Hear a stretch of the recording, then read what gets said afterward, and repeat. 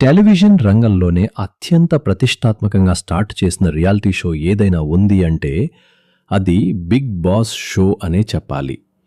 ఇండియాలో ఇప్పటివరకు ఈ షో అన్ని భాషల్లో మంచి గుర్తింపును సంపాదించుకుంది. ఇక ఆయా రాష్ట్రాల్లో ఏ హీరో అయితే ఫామ్లో ఉంటాడో అతని చేత హోస్టింగ్ చేయిస్తూ ఈ షోలను టాప్ పొజిషన్లో నిలిపారు. ఇంకా తెలుగులో సైతం మొదట ఎన్టీఆర్తో స్టార్ట్ చేసిన ఈ గేమ్ షో ఆ తర్వాత నానిన్ను కొన్ని సీజన్లు చేశాడు. ఇప్పుడు నాగార్జున్తో కంటిన్యూ అవుతోంది.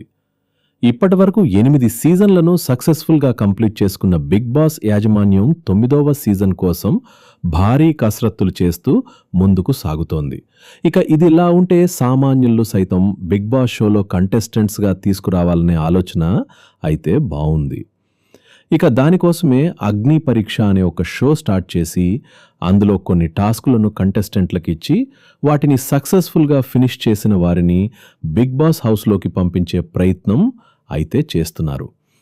మరి ఇది వినడానికి బాగానే ఉన్నప్పటికీ అగ్ని పరీక్ష షో మొత్తం స్క్రిప్టెడ్గా నడుస్తుందని ఎవరైతే జడ్జెస్ ఉన్నారో వాళ్ళు కొంతమందికి పక్షపాతం వహిస్తూ వాళ్ళ వైపే మద్దతుగా మాట్లాడుతున్నారని కామెంట్స్ చేస్తున్నారు.